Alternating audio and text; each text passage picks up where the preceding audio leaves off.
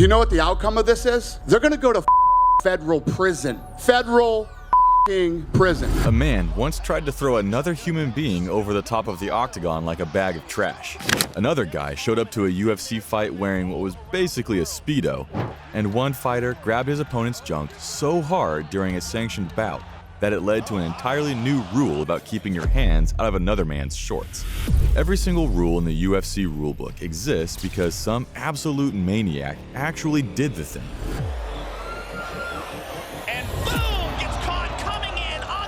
And today, we are counting down 10 precise fight moments that forced the UFC to go, all right.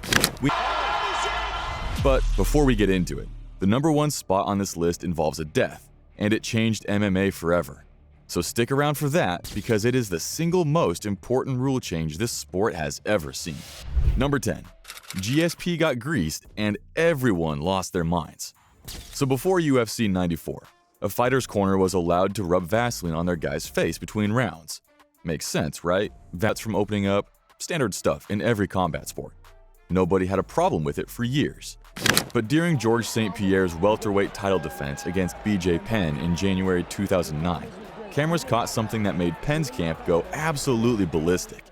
GSP's cornerman, Phil Nurse, was rubbing what appeared to be petroleum jelly, not just on George's face, but across his shoulders, his chest, and his back.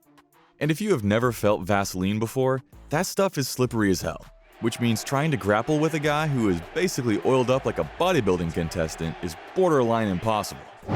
BJ Penn was furious after the fight. Dana White had a visible meltdown cageside. The Nevada State Athletic Commission got so rattled, they actually toweled GSP down before rounds 3 and 4 to wipe off whatever residue was left. Now, was it intentional cheating or just a dumb mistake? Nobody knows for sure, and the amount was genuinely tiny. But the loophole was too obvious. If a cornerman can sneakily grease up his fighter between rounds and nobody catches it, what is stopping every corner from doing it? The fix was immediate. Every major athletic commission banned cornermen from handling Vaseline entirely. From that point forward, only independent cutmen, guys who work for the commission and not for either fighter, are allowed to apply Vaseline. Your corner can coach you, tape your hands, close your cuts, give you water, but they are never touching that jar again. And that was just the tip of the iceberg, because this next one is somehow even more embarrassing. Number 9. Dennis Hallman and the tiny blue Speedo. MMA fighters have always pushed boundaries, but Dennis Hallman pushed the dress code boundaries so far that Dana White considered it a personal offense against his eyeballs. At UFC 133 in August 2011, Hallman stepped into the octagon to fight Brian Ebersol, wearing school for being too revealing. He claimed he lost a bet with his teammates, which is the exact excuse someone gives when they know they did something stupid, but cannot undo it. Now, Brian Ebersol already made things weird that night because the dude literally had an arrow shaved into his chest hair. So the visual on this whole fight was just a lot. But Hallman's outfit stole the show in the worst way possible. Dana White went on record after the fight saying he was horrified and that it was disgusting and guaranteed that nobody would ever fight in the UFC looking like that again. Ever. And you know Dana meant it because the man does not make idle threats about dress codes.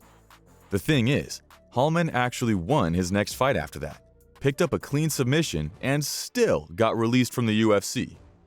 Dana says it had nothing to do with the shorts, but fighters on winning streaks rarely get cut, so draw your own conclusions on that one.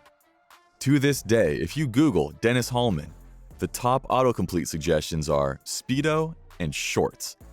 That is his entire legacy. Not his wins, not his ground game, the tiny blue trunks. Absolute legend status, just not the kind he wanted.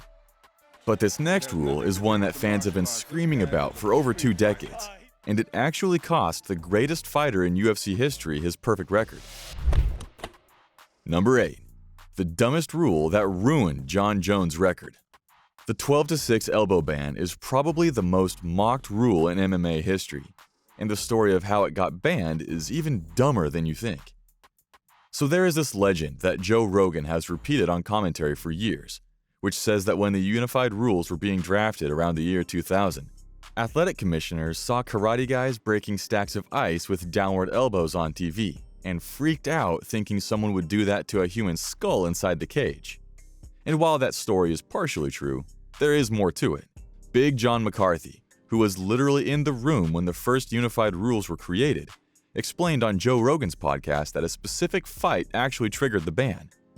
In 2000, and it was so ugly that one of the doctors at the event who later helped McCarthy write the unified rules wanted to ban all elbows entirely. McCarthy talked him down to just banning the straight 12-6 motion, which meant that if you threw the exact same elbow at even a slight angle, totally legal. Noon to 6 on the clock, banned. 11:59 to 5:59, go right ahead. Made zero sense. And this rule sat there, mostly harmless, until December 2009, when a 22-year-old John Jones was absolutely mauling Matt Hamill at the Ultimate Fighter Heavyweights finale. Jones had the mount on Jones' entire career record. Dana White lost his mind over it. He has spent over 15 years trying to get that loss overturned, and has publicly called Mazzagatti an incompetent referee more times than anyone can count. The Association of Boxing Commissions finally voted to legalize 12-6 elbows in July 2024, and the rule change went into effect on November 1st of that year. At UFC Edmonton the very next day, Cody Gibson became the first fighter in history to legally throw one in the UFC. Jones immediately posted on Instagram saying, "Undefeated then, undefeated now," and tagged Dana to get the loss scrubbed from the books. As of right now, that DQ loss is still officially on his record. The man who is widely considered the greatest MMA fighter who ever lived has a loss on his record because of a rule that everyone agreed was stupid for 20 years. Wild. But if you think that is the craziest thing someone tried inside the octagon, wait until you hear what Tank Abbott did. Number 7. Tank Abbott tried to throw a man over the cage. If you know anything about Tank Abbott, you already know this man operated with absolutely zero regard for the rules, boundaries, or common sense. He was a bar brawler from Huntington Beach, California, who found out about the UFC through an ad in Playboy magazine, showed up to his tryout meeting with his fight gear in a grocery bag, and asked the co-founder if there was someone he could fight right there in the office, for free. So, at the Ultimate event in December 1996, Abbott fought Cal Worsham, and within seconds of the fight starting, Abbott rushed forward and picked up the 230-pound Worsham, but he did not slam him. He tried to hurl him over the top of the octagon fence like it was a professional wrestling battle royale. Except this was real life, and the landing would be a 6-foot drop onto a metal platform surrounded by concrete. He came terrifyingly close to actually pulling it off. Worsham later said that only his heel catching the padding at the top of the fence saved him from going over. And Abbott, who claimed to bench press over 600 pounds at the time, later said in an interview that if he had actually wanted to throw Worsham over, he could have launched him past the entire platform. The man said he was doing 405-pound tricep pushdowns in those days. Whether that is true or the confidence of a guy who drank his pre-workout at a bar, we will never know.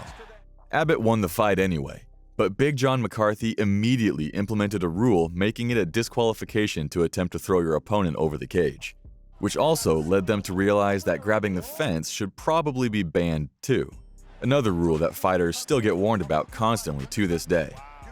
And the next one on the list? It is somehow worse and way more uncomfortable. Number 6. The championship fight that became a wedgie contest. The very first welterweight title fight in UFC history was supposed to be a showcase. Pat Miletich versus Mikey Burnett, two skilled fighters competing for a brand new championship. This was supposed to put the weight class on the map. Instead, the entire fight devolved into both men grabbing each other's shorts like they were playing tug-of-war with each other's waistbands. Neither guy could break free to actually fight because the other one had a death grip on his trunks. For the entire fight, the crowd went from confused to annoyed to straight up laughing because it looked less like a title fight and more like two kids arguing at a public school.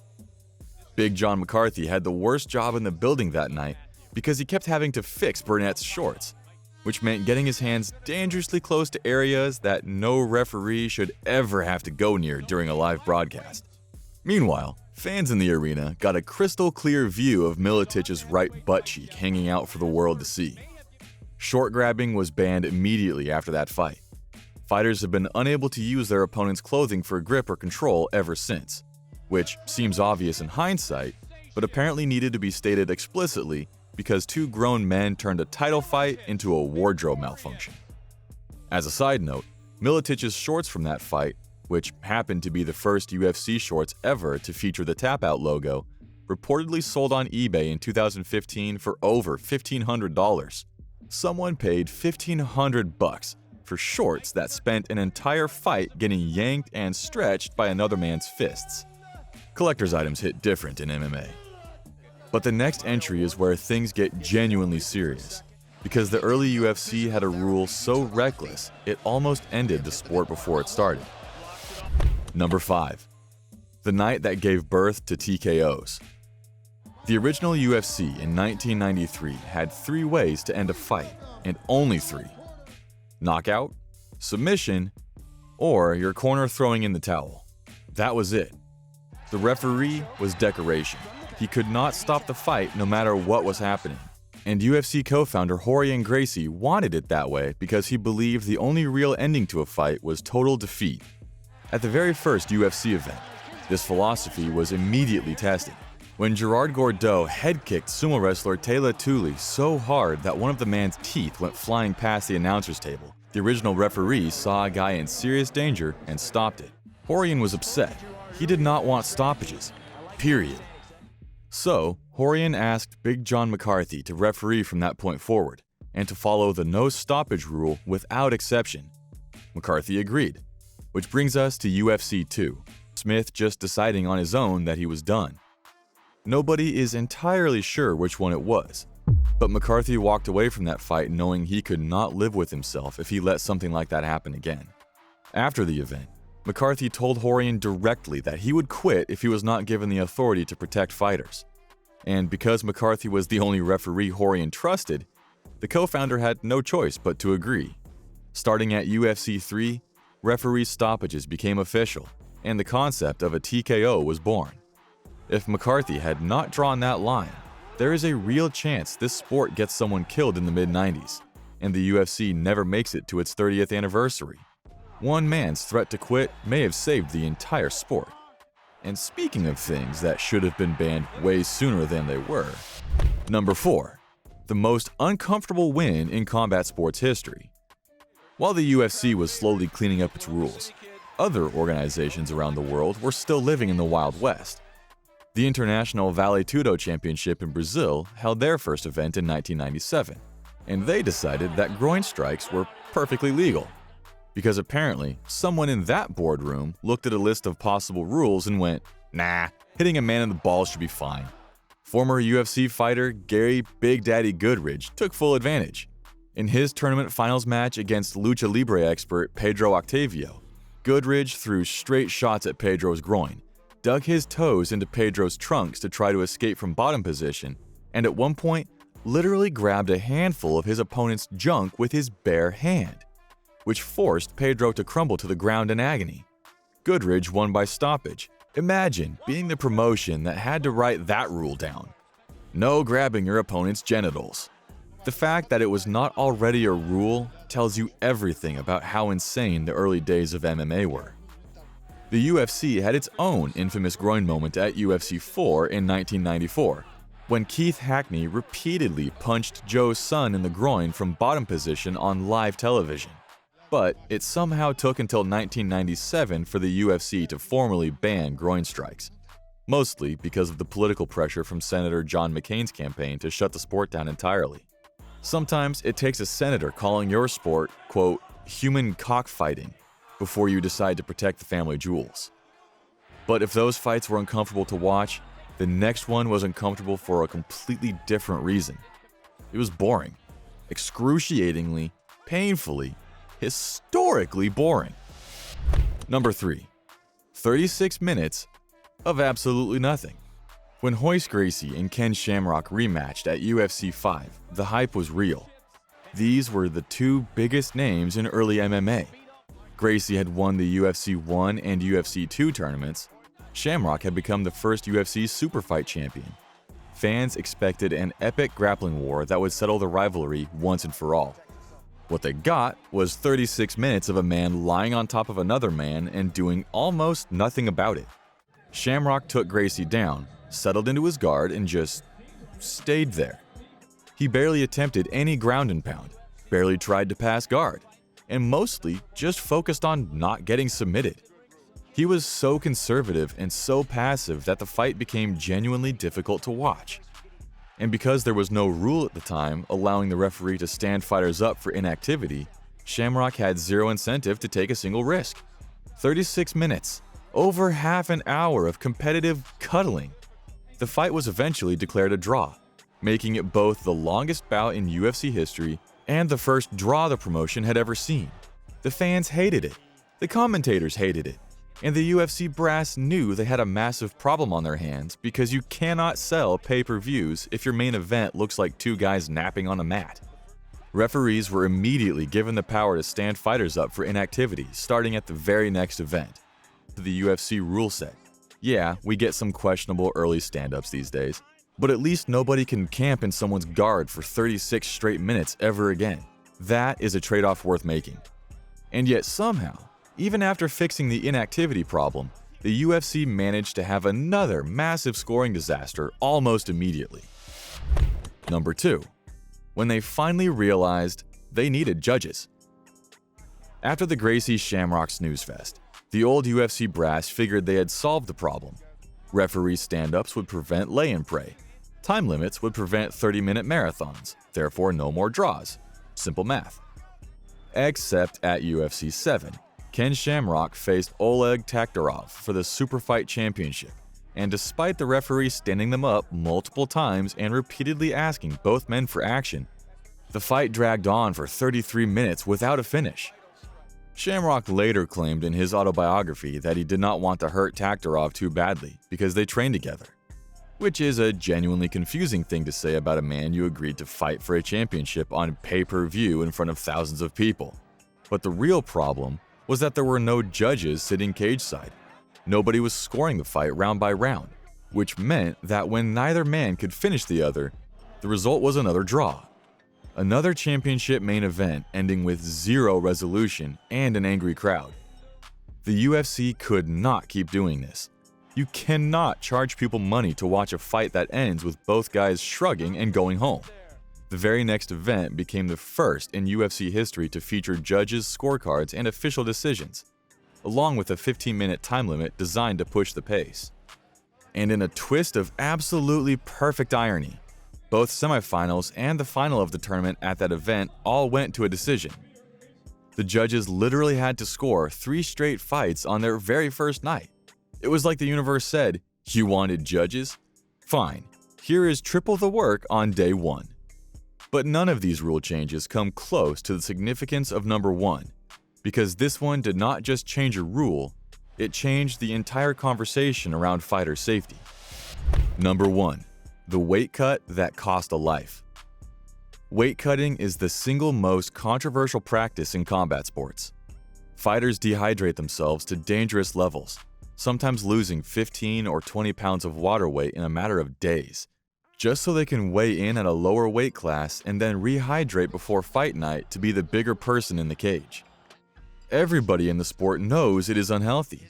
Everybody knows the science behind it is terrifying. And yet almost every single fighter does it because if you do not cut weight, your opponent will, and suddenly you are the smaller person in every exchange. In December 2015, a 21-year-old Chinese flyweight named Yang Jinbing was preparing for a ONE championship fight and attempted a severe weight cut to make his division. He never made it to the cage. Yang Jinbing died during the process. He was 21 years old, at the beginning of his career, and he died trying to lose water weight for a fight. ONE Championship responded with a complete overhaul. They implemented mandatory hydration tests that essentially force fighters to compete near their actual walking around weight, rather than cutting down to artificially low divisions. The idea is simple. If your body is properly hydrated at weigh-ins, you could not have possibly dehydrated yourself by 20 pounds the day before. The system is not flawless, and there are legitimate questions about enforcement since some fighters still appear noticeably bigger than their opponents on fight night. Eddie Alvarez has said his walking around weight was as high as 190 pounds, despite competing at 170 and 1. That is a gap that should not exist if hydration testing works perfectly. But even an imperfect system is better than no system at all. Protocols, with every passing year. The ugly truth is that it took a young man's death to force any meaningful change. And there is still a real debate about whether the rest of the sport has done enough to prevent it from happening again under different sanctioning bodies. If any rule change on this list matters more than the others, it is this one. Not because it changed how fights look or how athletes dress or how referees officiate, but because it is about keeping fighters alive long enough to actually step into the cage. 10 moments, 10 rules, and a sport that had to learn its lessons the hard way. If you enjoyed this one, subscribe because we cover MMA every single week. And if I missed any wild rule changes, tell me in the comments. I will catch you on the next one.